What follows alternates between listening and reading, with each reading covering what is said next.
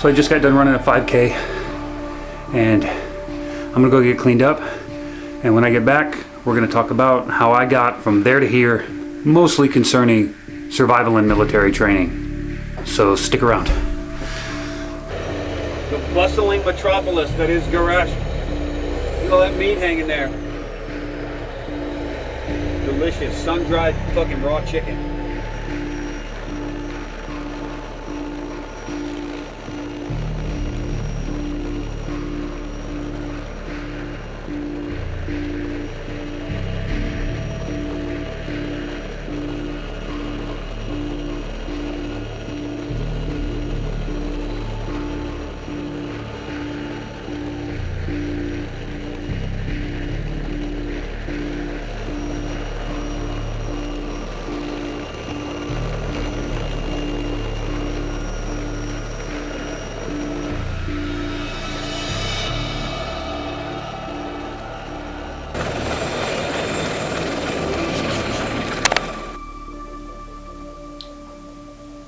Alright folks, check this out.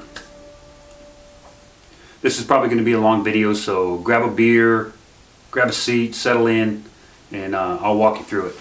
What I'm going to do is I'm going to discuss my career from start to finish and what got me from where I started to where I am now. Not on YouTube, but in life in general. We'll start with high school. So when I was in high school, all I wanted to be was a graphic artist. That's it. My whole life was devoted to art and photography and all the things that would go into graphic arts. So in wanting to be a graphic artist, I of course went and sought training in graphic arts. So I went to the local college while in my senior year of high school, and I took graphic arts. I took a couple of semesters of graphic arts and thought that's what I wanted to do. But then in my senior year, I had an opportunity to do a book report, and the book that I used was 93 Confirmed Kills. It was the story of Carlos Hathcock in Vietnam, and that was it. That's basically a defining line in my life. I wanted to be a Marine sniper. So I joined the Marine Corps after high school and pushed on through boot camp, went on as an infantryman. I came through boot camp. After boot camp I came home and got married, and then went off to the School of Infantry Marine Combat Training. So I went through the weeks of Marine Combat Training, graduated that no problem, moved on to the School of Infantry, which is like the advanced A school for the Marine Riflemen, right there. So now I'm a Marine Rifleman. At this point I'm a young kid, I just graduated high school, essentially, got through boot camp, and now I'm a Marine Rifleman. I got stationed with 3rd Battalion 1st Marines on Camp Pendleton, and I started training. I worked day and night. Anytime I had any free time, I trained. I learned sniper knowledge. I would pester the sniper platoon, and they'd give me note cards and they'd give me little publications. They'd be like, yeah, study this, study that. And I worked as hard as I could to be the best infantryman I could be, so that when the time came, I would have an opportunity to be a sniper. What that did was it burned me, because I ended up being good enough that they didn't want to let me go. So they never let me go take the sniper indoc. What they did do is they gave me a consolation prize, and they sent me to Marksmanship Instructor School. So I got to go to Marksmanship Instructor School, and I got to spend a lot of time on the range coaching people. I probably coached hundreds, if not thousands of people to shoot rifle and pistol because of that school. So that was really cool, but that was not the goal. So I got out of the Marine Corps, I went home to Michigan, and I got a job. And I had a family to support, so I got another job. And it wasn't enough, so I got another job. So a point there, I was working 3 jobs, but I still hadn't accomplished that goal. So I joined the reserves up in Detroit, and I joined the reserve stay platoon, and I stay, which is the sniper platoon. It's surveillance and target acquisitioning. So I joined the sniper platoon and started training with them, and realized real fast that I knew more than most of them, because there weren't a lot of people in that platoon that had actually been to sniper school. It was a reserve platoon in the middle of Detroit. I got bored with that. I got sick and tired of working 3 jobs, and I loaded my whole family on a truck and moved right back to California. When I was in California, I worked as a machinist, because I had a little bit of machinist training from high school as well. I worked as a mechanic. I worked at a nuclear machine shop for a while, at a nuclear plant in the machine shop for a little while, and then finally decided to take the plunge, and I enlisted back into the Marine Corps. When I got to my new battalion, which happened to be 2nd Battalion, 1st Marines, they immediately demoted me from corporal to lance corporal, so I had to earn that back. So I went up for a meritorious board. I got corporal again. There was a sniper indoctrination coming up, so I signed up for it and I went to it. My battalion said I could not go, but I went anyway. And it turns out that 21 people signed up, 11 showed up, and only 2 of us passed that indoctrination. So they fought for me from the battalion and pulled me into the sniper platoon. The person who did that was my platoon sergeant, Robert Riesma. So I went to the sniper platoon. Keep in mind the timeline. I re-enlisted in December of '99. January 2000, I was at my new duty station. February 2000, I had earned corporal meritoriously. In April of 2000, I was in a sniper platoon and training for sniper school. Fast forward to the end of that year, September of 2000, and I graduated sniper school on my first try. So now I'm a Marine sniper. I've accomplished my mission and it feels real hollow, like there's more that has to be done. So I go back to the sniper platoon, and you got to understand, when you're a young infantryman, you're always told to teach classes, and sit in classes. Whenever there's downtime, whenever we're sitting around waiting on somebody to get their head out of their ass and do their job, we're teaching classes to each other. But I always seem to gravitate towards teaching survival classes because I had a background in that, and I grew up in the woods, and I kind of knew that stuff, and I was real passionate about the woods and survival techniques. I wasn't like an authority at that point, but I was real passionate about it, and that was enough for me to teach a hip pocket class whenever we needed one.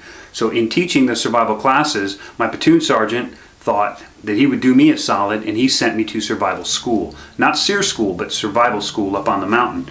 So in January 2002, I graduated the Mountain Survival Course for the Marine Corps at the Mountain Warfare Training Center. And that sign right there was above the door of the classroom that said survival. Many years later, they changed all the signs, and when I left there, they gave it to me, so that's really cool. So I'm in the platoon, and now I'm a survival guy. Anything the platoon needs, if they're building survival kits or prepping gear, or there's a survival plan, I'm always involved in that. I'm always helping make the right decisions and keep everything flowing as far as survival goes. And that kind of blended into the fieldcraft portion. So there's a lot of other things that we need to know about camouflage and concealment and movement, and that's all fieldcraft. So that kind of dipped into the survival realm, and that ended up being kind of my specialty for a while in the platoon, was survival and fieldcraft. Push on a little bit longer. I've been in the platoon for a while. I've kind of earned my place as a team leader, and they send me to Quantico, Virginia for Scout Sniper Instructor School, and the first portion of that was the Platoon Commander's course. So now I've qualified as a Scout Sniper Platoon Commander.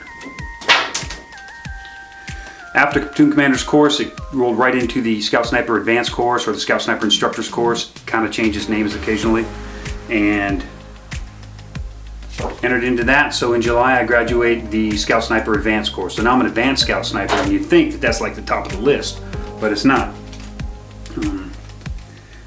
So going through multiple training, we did some training at Bridgeport. We went through the high angle shooting package. It wasn't a formal school then, so there is no certificate for it, but it was a really cool course.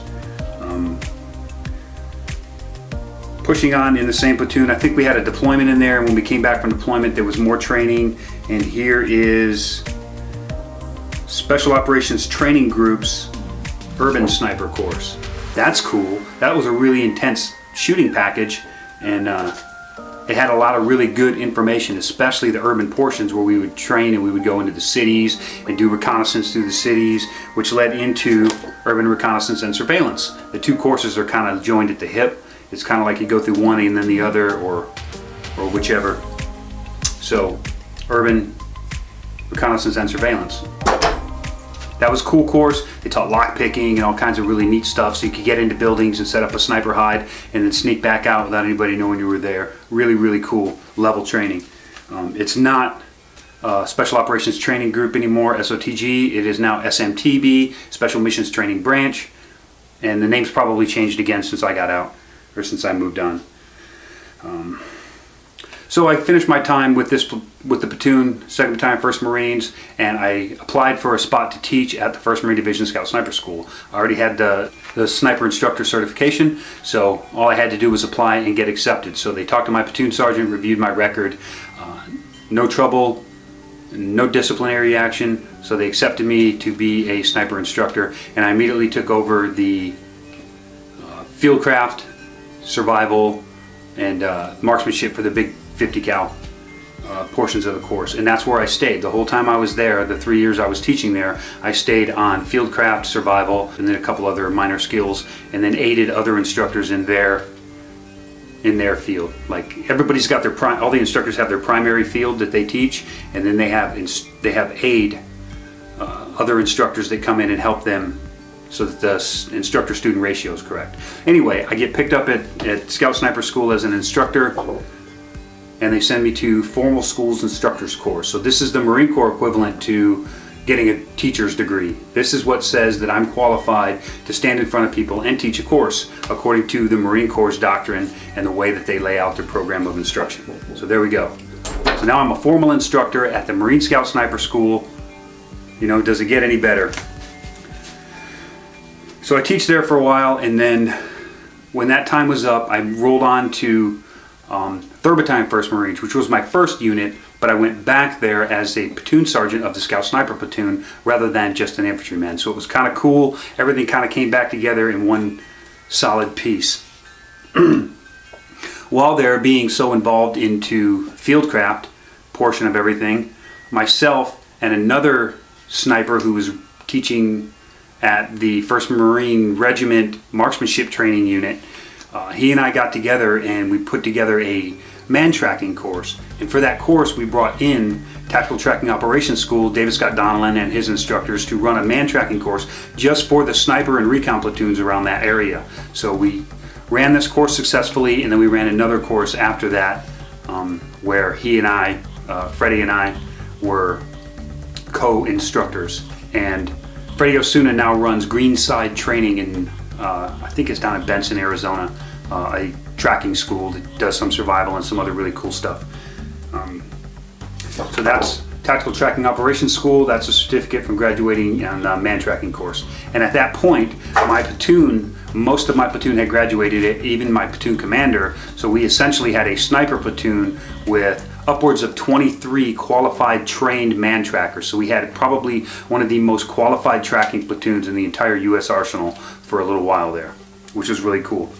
December 14, 2007, the battalion had some requirements, not really survival or anything related, but I thought I would show that I went to the Motorcycle Safety Foundation's Rider Coach Prep course. So now I am a rider coach and I can teach motorcycle safety according to the Motorcycle Safety Foundation's doodad. But prior to going to this course, the reason it's important is because I went to the Marine Corps Scout Motorcycle course, which was intense for what it was. It dropped 50% of the students, and it was all learning about how to ride them dirt bikes across the desert and evade the enemy and not kill yourself. It was a really cool course, and it's one of my mobility options now. Now, you know, at this point in my career, I can drive a Humvee and I can run these motorcycles and I can run military quads, and you know, that was pretty cool. So that was kind of a nice step right there.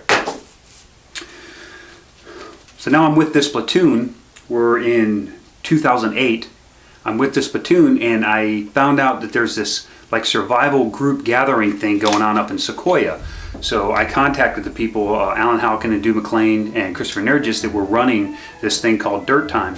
So I went to Dirt Time, had a blast learning and meeting people, and that's where I met Ron Hood, one of my mentors.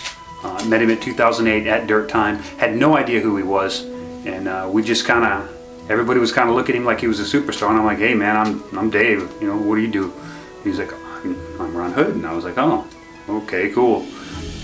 And then we started talking a little bit, and he took me back to his trailer, and Karen Hood brought us out a beer, and we sat there on the porch, and we found out right then and there that we clicked really good.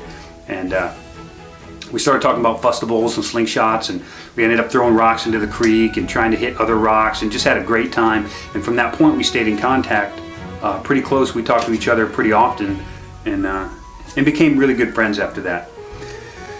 And then fast forward to the next dirt time, '09, myself, and at this point in '09, I had just migrated to the Mountain Warfare Training Center to teach the Mountain Scout Sniper course, or to run the Mountain Scout Sniper course, and found out at that point that the survival course that I previously attended in 2002 was no more, that they'd shut it down. Lack of funding, lack of participation, that sort of thing.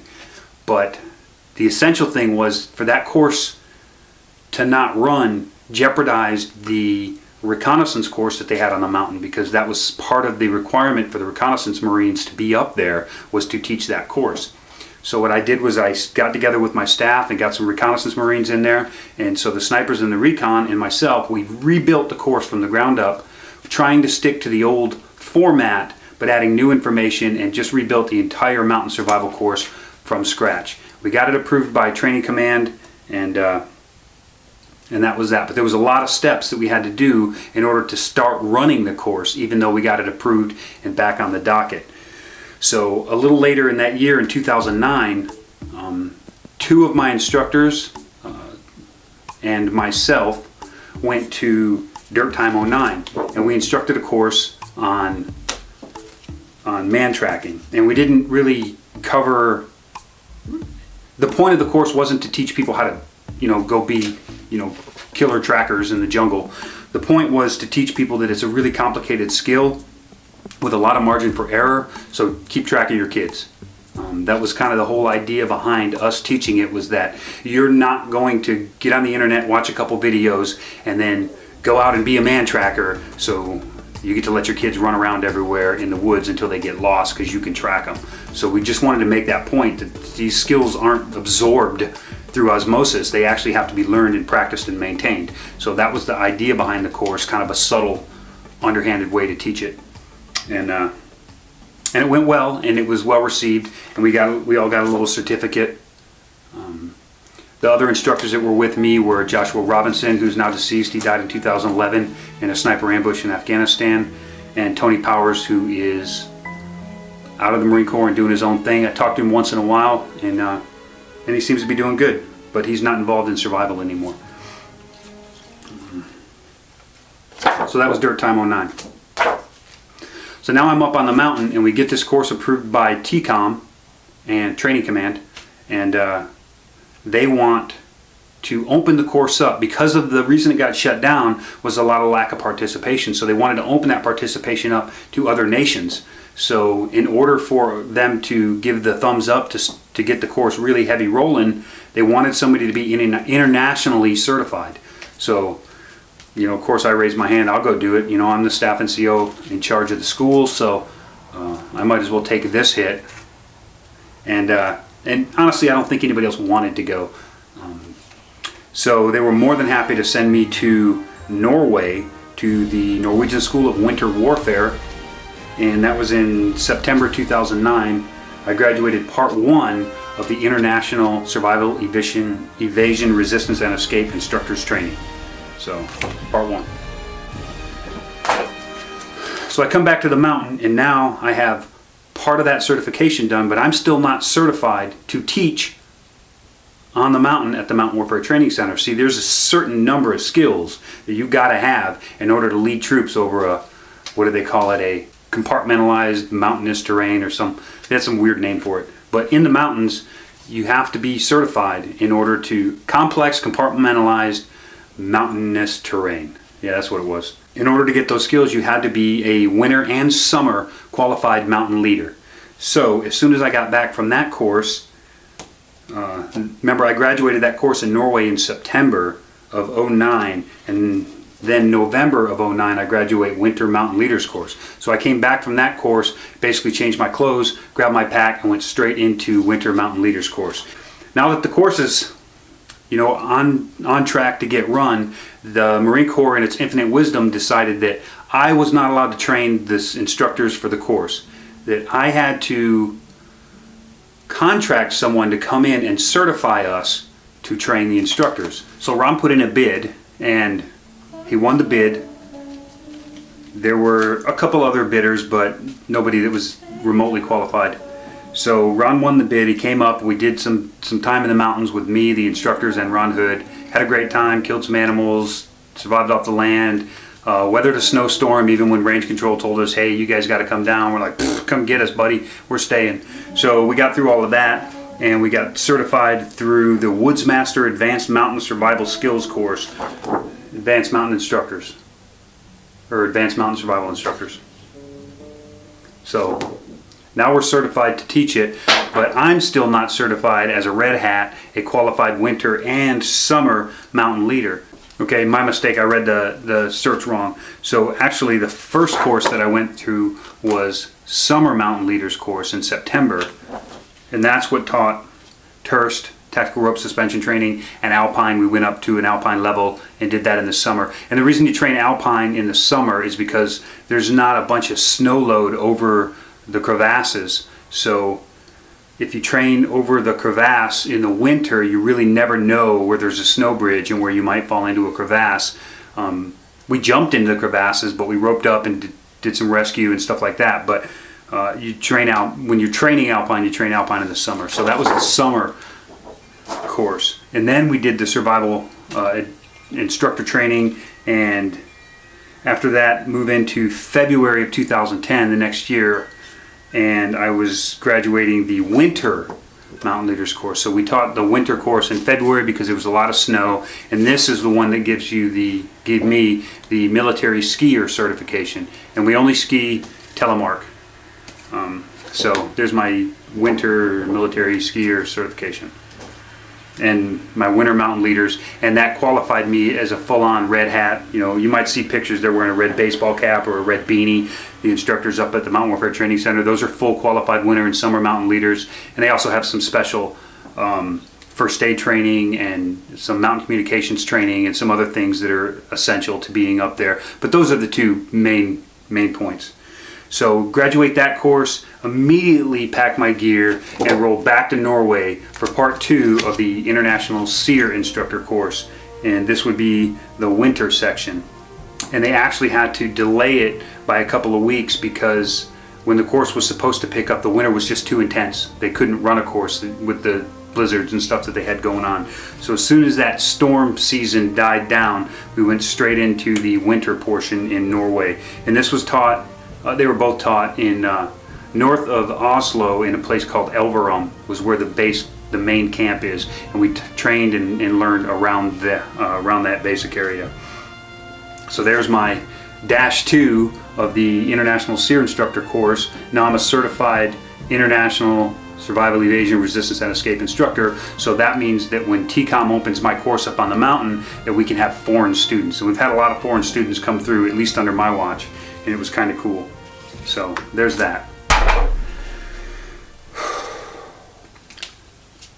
So we're running our courses. We're running the Mountain Scout Sniper course, we're running the Mountain Survival course, and then, you know, opportunities come up for later training. One of those opportunities I jumped on, I got to get my ROC Level 2 certification. In ROC 2, we went to a place called Lover's Leap in Strawberry, California, and we trained to, well, we had to be able to lead climb up to about a 5'8", 5'9" Yosemite scale and be able to, you know, set a route that troops could follow. And that was a pretty interesting and fun experience there, climbing at Lover's Leap. And the instructors that taught this course were contracted by the Marine Corps, and they were all American Mountain Guide Association instructors, so that everything we did was in keeping with the AMGA's guidebook at that time. So ROC Level 2. So after I'd been up there a couple of years, I got orders off the mountain down to Mississippi to be the, I don't know.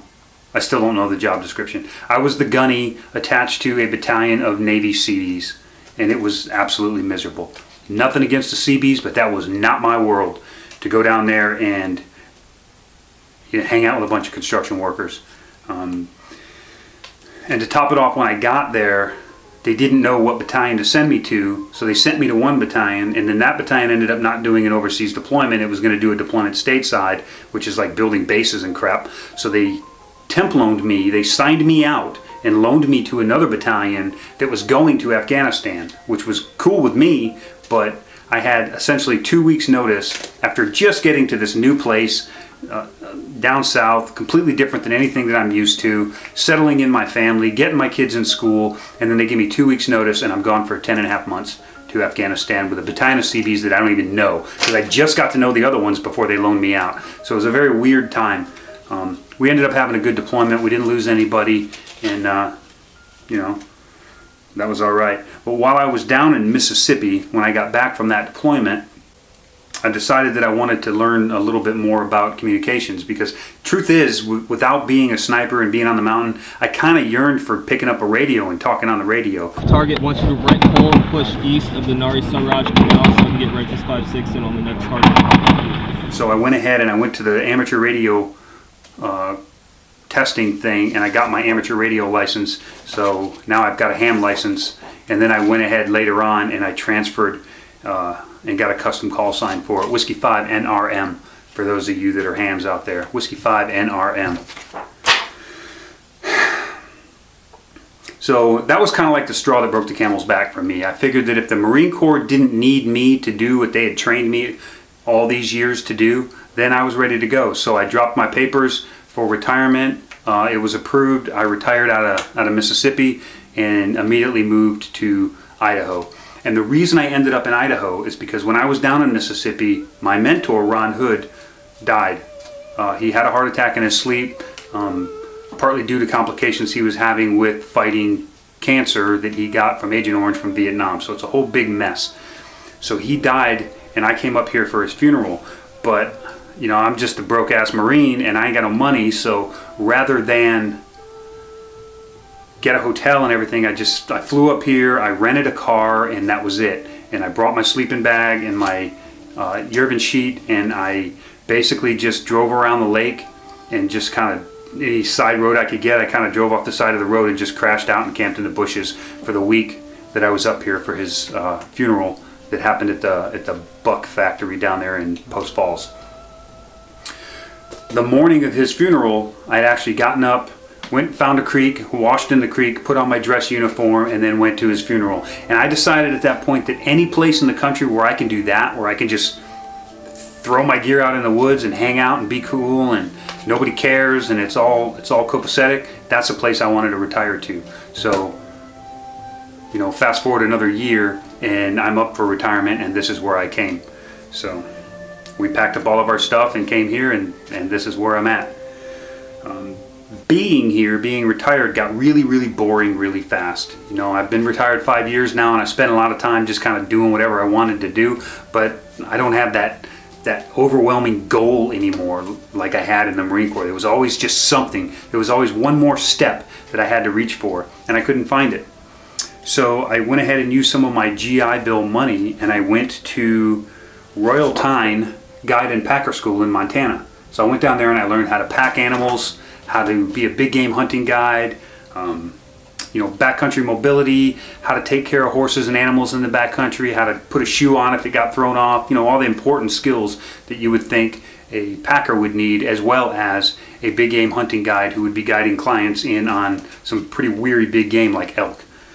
And it was a fantastic course, and I intend to go back for some of their other courses, but that was it, Royal Tyne. And it kind of filled a hole for me because I left the mountain on such a quick notice that I didn't have an opportunity to attend some of the other courses that I wanted to attend, like the military mule packers course. So this was nice for me because that was kind of one of them little mini goals, and I never got a chance to accomplish it, but then I got a chance to accomplish it. So now I'm a packer. So now I'm a packer, big game hunting guide. I'm hunting elk up here. I'm not guiding because I never really had the desire to do that, but I wanted to know how to do it. So I'm hunting, kill me some elk, you know, kill me some deer every year, guide my kids and my wife on them, and that's really cool, but that it doesn't satisfy my need to continue training. So I had remembered when I was at guide school, a friend of mine, one of the other students, he's a friend now, had told me that he went to school in Montana to learn how to build saddles. So I thought, well, that sounds pretty cool. I don't have any horses, but I'd love to know how to build a saddle. So I contacted the school, and I went to school, and I graduated from the Montana Horseman Saddle Building School. So now the way I do it, or the way I figured it, is that since I am a knife maker if I can build a saddle, then I can build a sheath better than most people that are doing it. That was my justification for going, and that's why I went. And I graduates with honors. And not everyone says that. You got to earn that. So I graduated with honors from the Montana Horseman Saddle Building School, and I loved it so much that I sent my wife. So now she is also a saddle builder. And if you want to see our saddles, then go to Survivology 101 on Instagram and scroll all the way to the bottom, because I started my Instagram account while I was at saddle school, and it kind of shows a lot of detail of the build of my saddle. And I think there's a couple pictures of my wife's saddle in there as well. So that's like all the nuts and bolts of the schooling and training. That stack was about this big. I've got another stack like this of all the little mini schools and little courses and correspondence courses and all that other stuff that you have to do to survive in the military.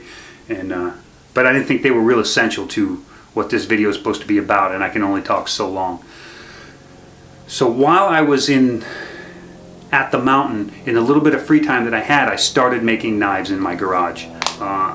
It was Thanksgiving Day 2010. I made my first knife, and I used basically a big chunk of broken machete blade and some wooden furniture legs, and I put together a knife, and I still have it. It's still a working knife. It's pretty cool. And then over the years I've kind of developed it, and I made a lot of knives in Mississippi, mostly dealing with the stress of not being around the Marines anymore, but being around the Navy, which I did not join the Navy, so that was stressful for me. And so I started making knives. That was kind of how I would just beat out my frustrations, and I've continued to do that since I've been up here. A little less now, but I also have a knife design. This one here behind me. When I first got these knives made, this top one here was made by Luke Swenson, a knife maker out of Texas, and I had carved a wooden one, and I sent it to Ron Hood, and I said, "What do you think of my knife design? This is why I justify all these different parts of it." And he's like, "Really, my opinion doesn't matter." He never told me if he liked it or not. He told me his opinion didn't matter because that was the right knife for me. And I thought, well, that's pretty cool, but kind of vague too. Fast forward about 2 more months down the road, and I get this package in the mail from Ron, and I open the package, and it is this handmade custom knife, and then the larger Big Daddy version of it that I do. And Ron had seen it upon himself. He and I were good friends, and he knew that that's something that I really wanted to see come to light. So he had contracted Luke to make me that knife and send it to me. And if you look all the way down on my YouTube, you'll see me testing it out. I didn't know what I was doing. I was just kind of beating on trees with it. I mean, I knew how to use a knife, but I didn't know how to do videography and how to do a proper gear review or anything like that. But those are the 2 knives, and they were sent to me from Ron, and in the blade is etched to Norseman from Ron Hood. And once I left Mississippi and I retired, I made myself a dress blue version. It's got a black blade, blue handles with red liners, and a black sheath with some white stuff on it. And you can actually see that version of the knife is in Knives Illustrated. Did an article on my shop in this version, which is Top Knife Makers of 2016, and it would be March, April of 2016 is that one. And in the back, sure enough, that's the knife I made myself for retirement, and a few other knives that I've made, and a little article, kind of a Q&A with me in Knives Illustrated, which was pretty cool. So somewhere in that little gap of time, I had gotten in touch with Mike Fuller at Tops Knives, and Mike liked my design and he wanted me to send one, so I sent him an exact copy of that one, except the handles were black. And he took that and prototyped. He did a laser etch, is that one in the middle. That's a laser etched piece of wood that he sent to me to make sure that the dimensions were correct and everything added up. And I said, good to go, and he went into production. And this is the Hog 4.5 from Tops Knives USA, number 001. A few years down the road, they did a special edition in the Black River wash with some custom handle scales and whatnot, and this is number 001 of that custom. So this is like the lineage, the story behind the Hog 4.5. I also have another design with Tops Knives, which is the Snap tool, which is a little kind of an interesting little blade that fits into an Altoids tin, so you got kind of a functional blade in there instead of like a little mini one or a folding razor blade. So something else I've done since I've retired is I write a little bit. So in Knives Illustrated, I did a review of a Benchmade knife, which was pretty cool. Knives Illustrated again, this issue was SHOT Show Special. Hot at SHOT, the best knives and tools. And there I am. There's my knife. My Tops knife version of, on the page of the best at SHOT. So that was pretty cool. I also wrote an article for American Survival Guide, Stay Alert, Stay Alive, all about situational awareness and applying it to your daily routine. Soon after Ron Hood certified the instructors on the mountain, when he went back home to Idaho, he started a magazine called Survival Quarterly. As you can guess, that means 4 magazines a year. And I have written generally the lead, if not the first, then the second article in every single edition of Survival Quarterly until the magazine stopped being produced. So 3 years, 3 seasons. Now, the reason I'm telling you all that is because when I set my mind at a goal, I'm gonna freaking do it, and that's that. In this stack are all the checkpoints on a long and improbable and incomplete tale. In this stack are all the bullshit, awards, blood, death, highs and lows, failures, and all-out derailments. In short, roadblocks and distractions. Oh yeah, and what about the 5K? I run 2 to 5 miles every single day so that I can go to bed at night and know that I am stronger, faster, and harder to kill than I was when I woke up. I hopped them all 141, and then I became rich in wisdom and insight, evolved and well learned. One word led me to another word, one work to another work. Till Valhalla, my friends, don't forget to subscribe, and I will see you on the next one.